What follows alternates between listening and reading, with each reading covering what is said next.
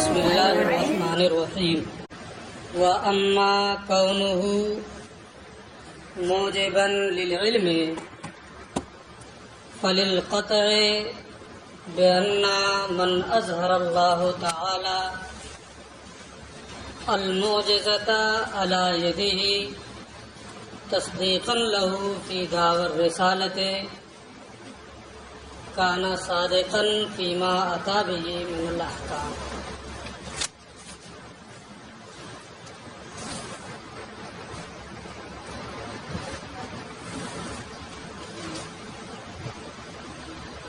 ماسبق میں علامہ نے خبر رسول سے متعلق جو عبارت ذکر کی ہے اس سے دو فائدہ حاصل ہوا ہے۔ نمبر ایک، خبر رسول موجب علم ہے۔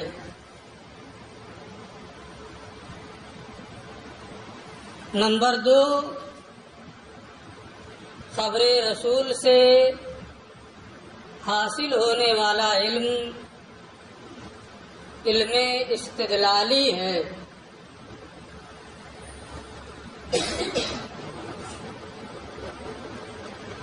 اس عبارت میں ان دونوں فائدوں کو اختصار کے ساتھ متن میں ذکر کیا گیا ہے۔ یہاں سے انہی دونوں فائدوں کی علامہ تفصیل کر رہے ہیں کہ خبر رسول جو ہے یہ موجب علم ہے اور رسول کی خبر سے استدلالی علم حاصل ہوتا ہے۔ وَأَمَّا كَوْنُهُ مُوجِبًا لِلْعِلْمِ، پہلا فائدہ جو ہے وہ یہی کہ خبر رسول موجب علم ہے۔ اس کی وجہ رہا خبر رسول کا موجب علم ہونا۔ کیوں وہ موجب علم ہے؟ وہ یقین کا فائدہ اس سے کیوں کر حاصل ہوتا ہے؟ فَلِلْقَطْعِ بِأَنَّ مَنْ أَظْهَرَ اللَّهُ تَعَالَى، تو اس کے یقینی ہونے کی وجہ سے کہ وہ ذات کی جس کے ہاتھ پر اللہ عز و جل نے معجزہ ظاہر فرمایا، تصدیقاً لہو فی دعوی الرسالت، اس کے دعوی رسالت کی تصدیق کے لیے، کانا صادقاً فیما اتی بہ من الاحکام، تو وہ ان تمام احکام میں جنہیں وہ لے کر آیا ہے صادق ہوگا۔ یعنی جب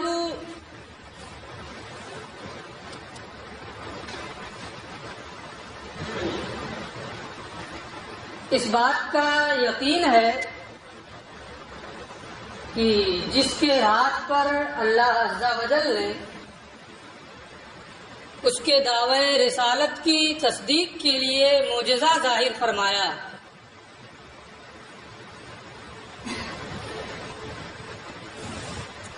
تحدی کے وقت، چیلنج کے وقت اس کے دعوے کے موافق خرق عادت معاملے کو اللہ عز و جل نے ظاہر فرمایا، تو وہ نبی ہوگا، وہ رسول ہوگا۔ کانا صادقاً فیما اتی بہ من الاحکام، تو جب اس کے دعوی رسالت کی تصدیق کے لیے اللہ عز و جل نے اس کے ہاتھ پر معجزہ ظاہر فرمایا ہے تو وہ اپنے لائے ہوئے تمام احکام میں صادق ہوگا، کیونکہ اگر اسے اس کے لائے ہوئے احکام میں صادق نہ مانا جائے تو جو یقین تھا کہ اللہ عز و جل نے اس کے ہاتھ پر معجزہ ظاہر فرمایا اس کے دعوے رسالت کی تصدیق کے لیے، وہ یقین نہیں رہ جائے گا۔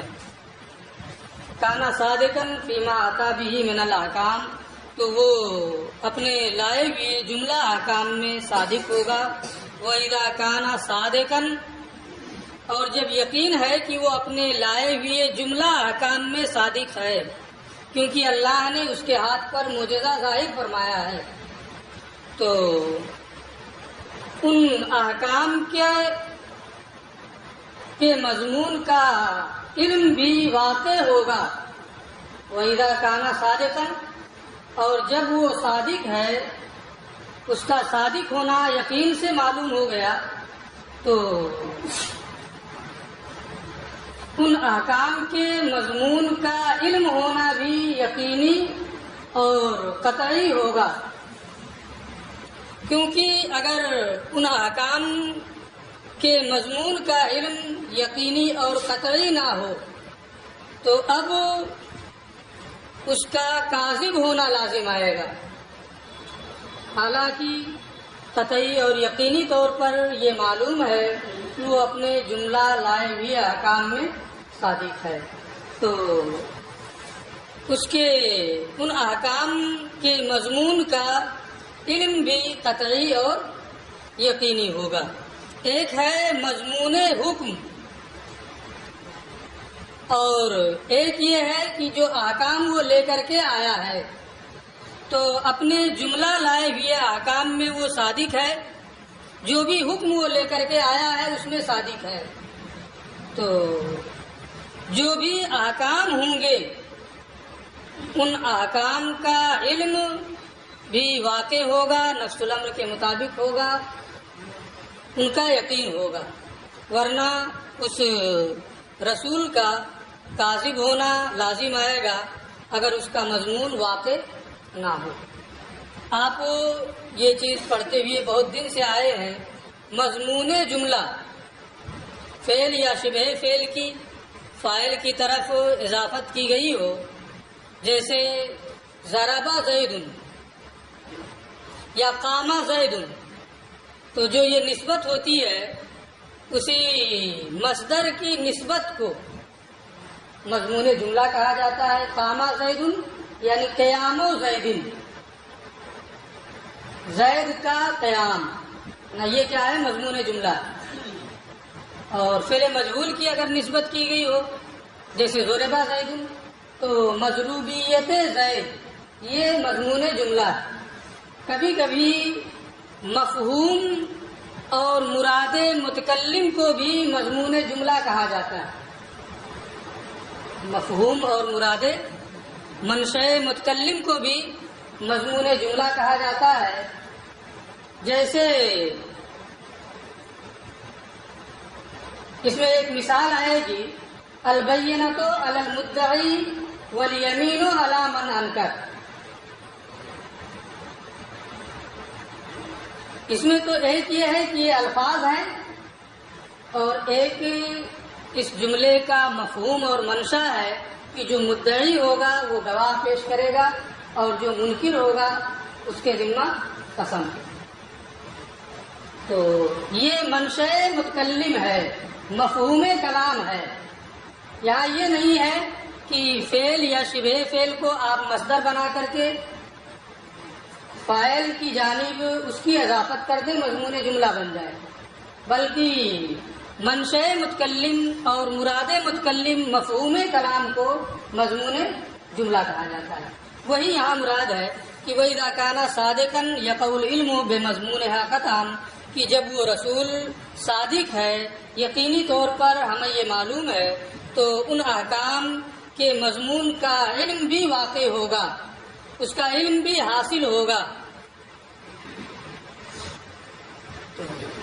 یہ پہلا دعویٰ جو تھا کہ رسول کی خبر جو ہے وہ موجب علم ہے، موجب علم اس بنیاد پر ہے کہ اس کے ہاتھ پر اللہ نے معجزہ کو ظاہر فرمایا، لہذا قطعی طور پر وہ اپنے جملہ لائے ہوئے احکام میں صادق ہوگا، اور جب وہ اپنے جملہ لائے ہوئے احکام میں صادق ہے تو ان احکام کا مضمون بھی واقع ہوگا، صادق ہوگا۔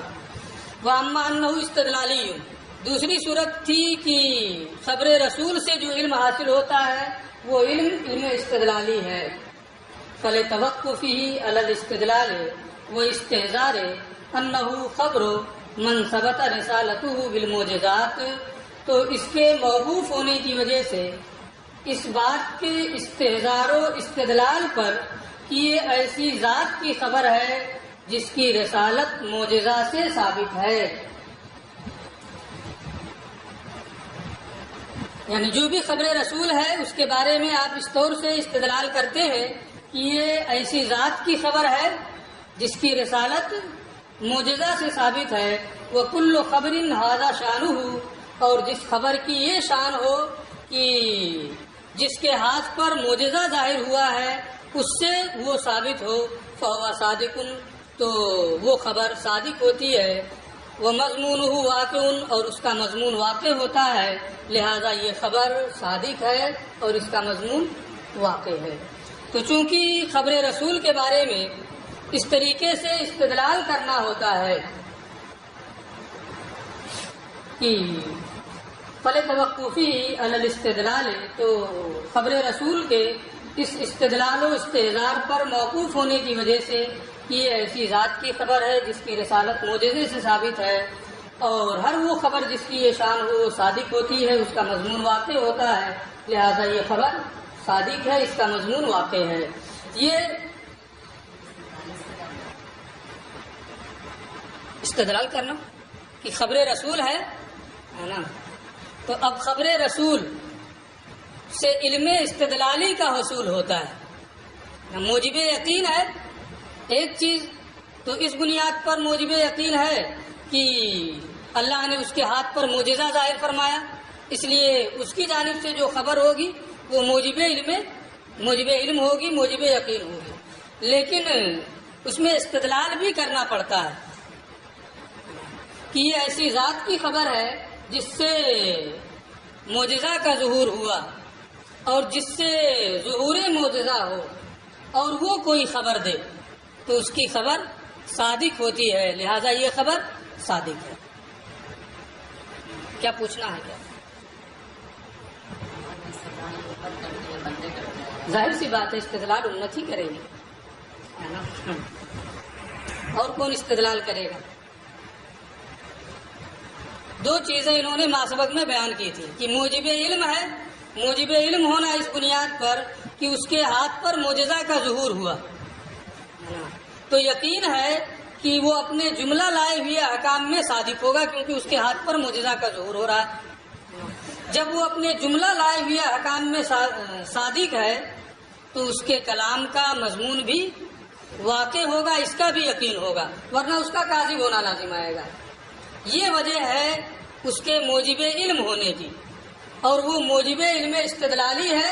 اس کی وجہ یہ ہے کہ اس سے استدلال کرنا پڑتا ہے ہم اور آپ کو کہ ایسے کی خبر ہے جس کی رسالت معجزے سے ثابت ہے، اور جس خبر کی یہ شان ہو کہ وہ کسی ایسے کی خبر ہو جس کی رسالت معجزے سے ثابت ہے، تو وہ کلام صادق ہوتا ہے، وہ خبر صادق ہوتی ہے، لہذا یہ کلام بھی صادق ہے اور اس کا مضمون واقع ہے۔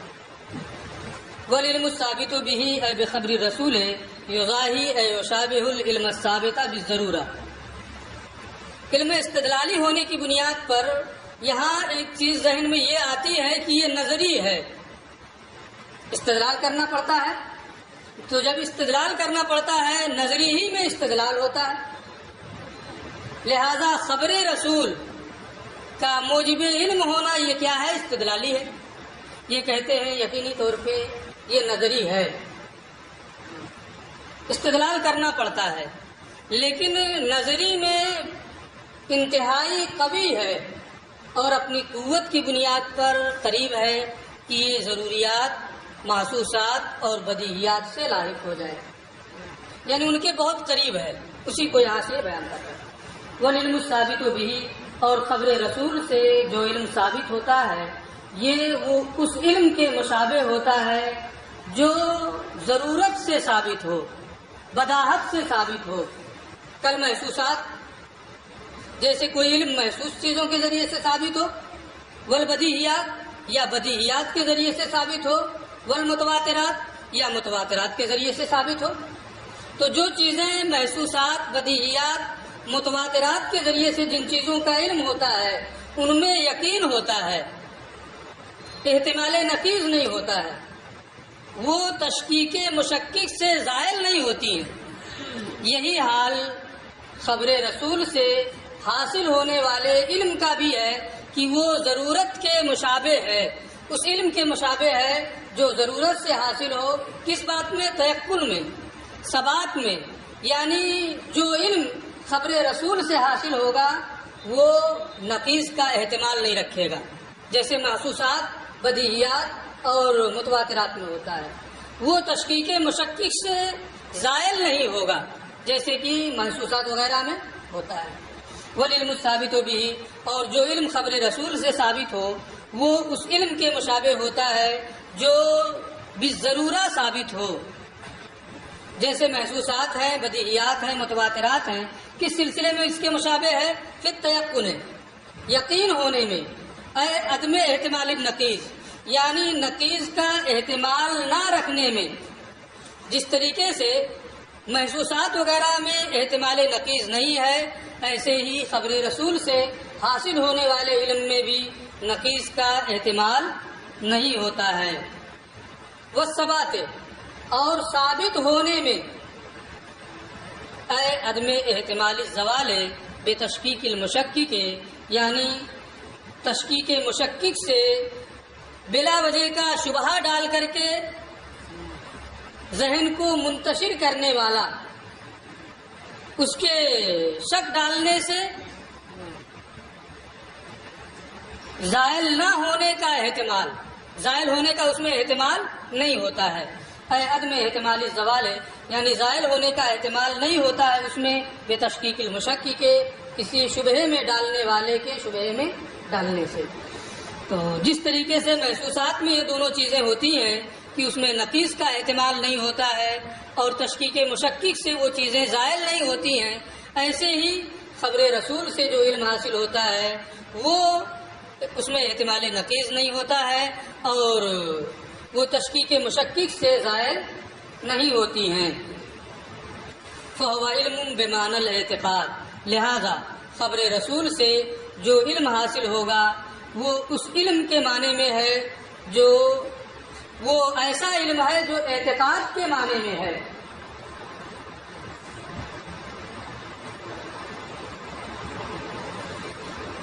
اور اس میں 3 صفات پائی جاتی ہیں: المطابق، جو واقع کے مطابق ہے، الجازم، اور جس میں یقین ہے، الثابت، اور جو ثابت ہے۔ میں عبارت کا اعتبار نہیں کیا ہوں، ایک ایک کو الگ الگ پڑھا۔ فہو علم بمعنی الاعتقاد، تو خبر رسول سے جو علم حاصل ہوگا وہ اعتقاد کے معنی میں ہوگا، المطابق، جو واقع کے مطابق ہے، جازم ہے اور ثابت ہے۔ کیونکہ خبر رسول سے حاصل ہونے والا علم اگر ان اوصاف ثلاثہ سے متصف نہ ہو کہ واقع کے مطابق ہو، جازم ہو اور ثابت ہو، تو اگر واقع کے مطابق نہیں ہے اور اس کے ذریعے سے علم حاصل ہو رہا ہے، کوئی علم آپ کو ہے جو واقع کے مطابق نہیں ہے، تو اسے جہل مرکب کہتے ہیں۔ آپ کو ایک چیز معلوم ہے لیکن وہ واقع کے مطابق نہیں ہے، تو اگر خبر رسول سے حاصل ہونے والا علم واقع کے مطابق نہ ہو تو جہل مرکب ہو جائے گا۔ اسی طریقے سے خبر رسول سے جو علم حاصل ہوتا ہے وہ جازم اور یقینی ہوتا ہے،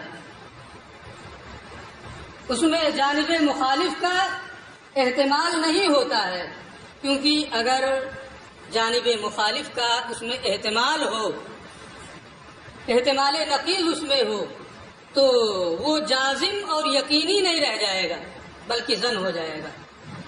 اسی طریقے سے علم خبر رسول سے حاصل ہونے والا علم جو ہوتا ہے وہ ثابت ہوتا ہے، کیونکہ اگر ثابت نہ ہو، تشکیک مشکک سے وہ ظاہر ہو جائے تو وہ تقلید ہو جائے گا۔ اس لیے خبر رسول سے جو علم حاصل ہوتا ہے وہ ان اوصاف ثلاثہ سے متصف ہوتا ہے کہ واقع کے مطابق ہوتا ہے، یقینی اور جازم ہوتا ہے اور وہ ثابت ہوتا ہے۔ فهو علم بمعنى الاعتقاد، تو خبر رسول سے حاصل ہونے والا علم اعتقاد کے معنی میں ہے، یعنی جو واقع کے مطابق ہے، یقینی ہے اور ثابت ہے۔ وَإِلَّا لَكَانَ جَهْلًا، کیونکہ اگر وہ ان اوصاف ثلاثہ سے متصف نہ ہو، مطابق واقع کے مطابق نہ ہو تو جہل ہو جائے گا، جازم نہ ہو تو ظن ہو جائے گا، اگر ثابت نہ ہو تو وہ تقلید ہو جائے گا۔ یہ یہاں پر ان کی یہ بات پوری ہو گئی، عبارت کی توضیح ہو گئی۔ اب ایک شبہہ یہ پیش کر رہے ہیں کہ خبر رسول سے یقین کا فائدہ حاصل ہوتا ہے، موجب علم یقین ہے۔ یہ چیز تو متواتر میں ہوتی ہے کہ اس کے ذریعے سے یقین کا فائدہ حاصل ہوتا ہے۔ خبر رسول کو متواتر کی قسم بنائے ہیں کہ خبر صادق کی دو قسمیں ہیں، خبر متواتر اور خبر رسول۔ یہ خبر رسول متواتر کی قسم ہونے کے بجائے اس کی ایک نوع ہو جا رہی ہے، کہ جیسے دوسرے اخبار متواترہ ہیں وہ موجب علم یقین ہے، ایک نوع اس کی خبر رسول بھی ہے، یہ بھی موجب علم یقین ہے۔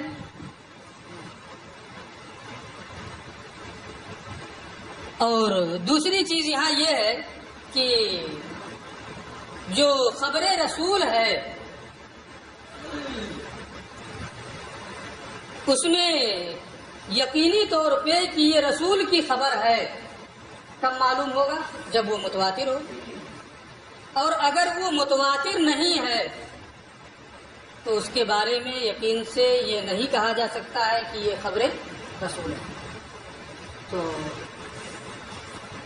یقین ہونے کے لیے خبر متواتر ضروری ہے کہ وہ خبر متواتر ہو، تبھی یقین حاصل ہوگا، اور جب وہ یقین متواتر کے ذریعے سے حاصل ہوگا تو قسم ہونے کے بجائے یہ اس کی ایک نوع ہو جائے گی۔ لہذا یہ خبر متواتر کی قسم نہیں بلکہ اس کی ایک نوع ہے۔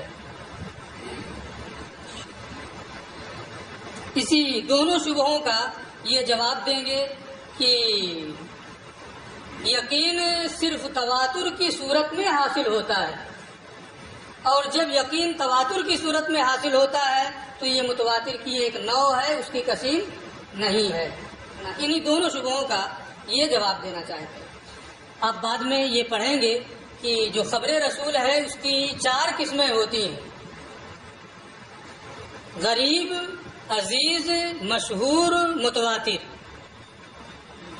غریب اسے کہتے ہیں کہ کسی طبقے میں ایک راوی ہو، اگرچہ تمام طبقات میں کئی راوی ہوں۔ عزیز اسے کہتے ہیں کہ تمام طبقات میں یا کسی ایک طبقے میں 2 راوی ہوں۔ مشہور اسے کہتے ہیں کہ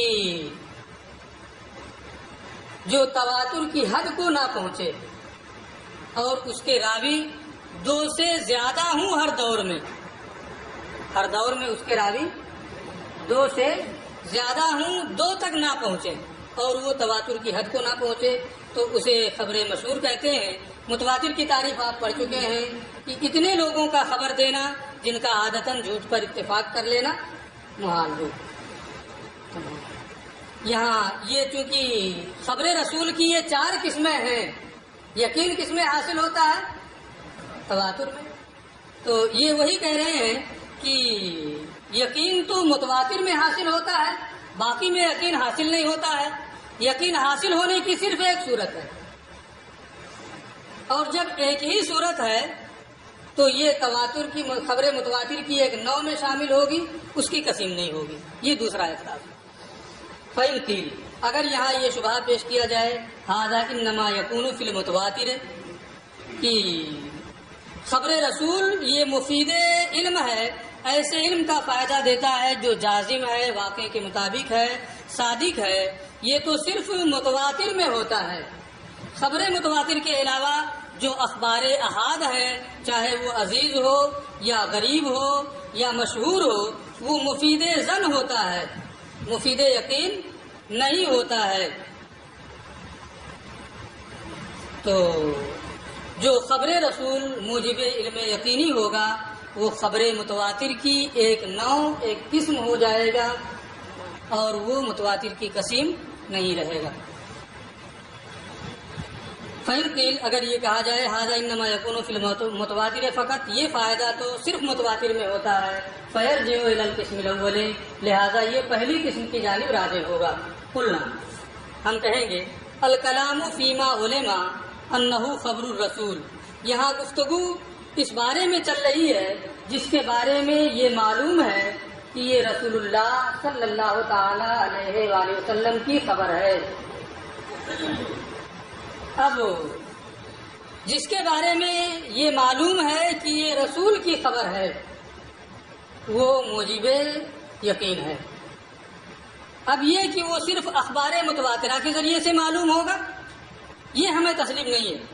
صحابہ کرام نے بالمشافہ نبی کریم صلی اللہ علیہ وسلم کے زبان اقدس سے ان کے کلمات سنے، ان کے لیے تواتر کی کوئی شرط نہیں۔ وہ سن رہے ہیں کہ رسول کریم صلی اللہ علیہ وسلم ارشاد فرما رہے ہیں، آپ کے کلمات ان کے کانوں تک پہنچ رہے ہیں، تو انہیں یقینی طور پہ معلوم ہے کہ یہ خبر رسول ہے، وہاں تواتر کی کوئی شرط نہیں ہے۔ ایسے ہی بعض بزرگان دین ہیں کہ انہیں الہام کے ذریعے سے، کشف کے ذریعے سے یہ معلوم ہو جاتا ہے کہ یہ خبر رسول ہے،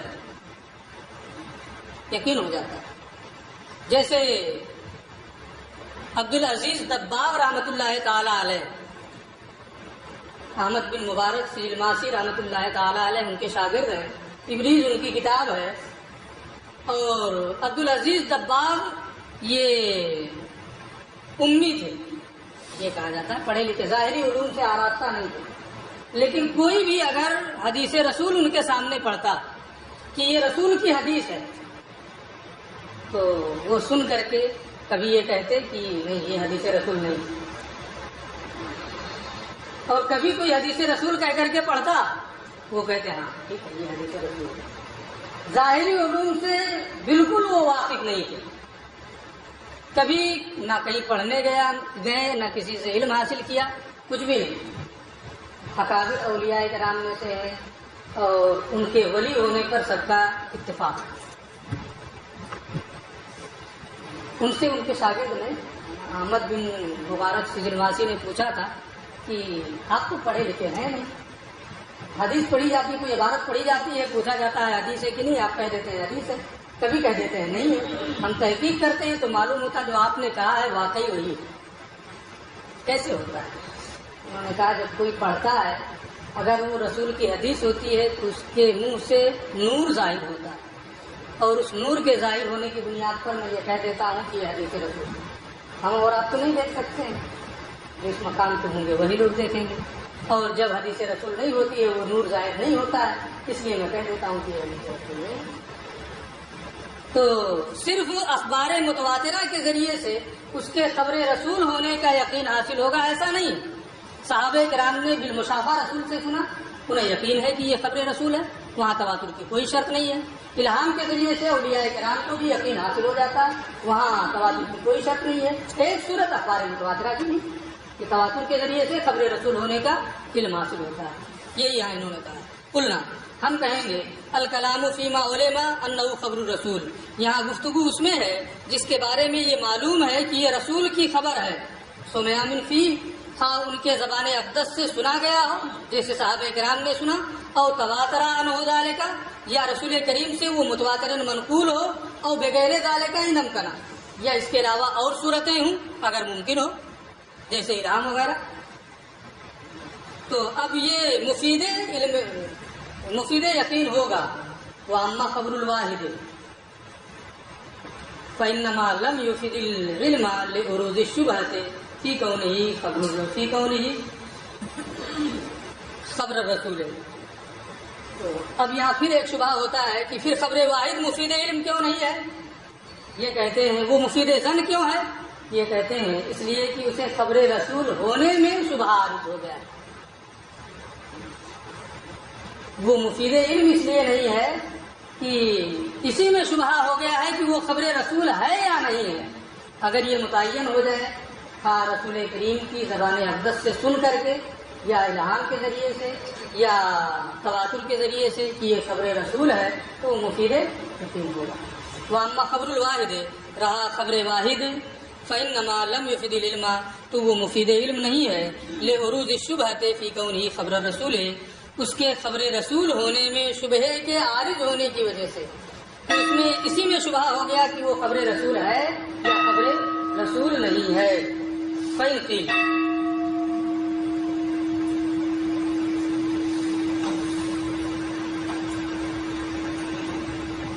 اب یہاں سے ایک دوسرا اعتراض ہے وہ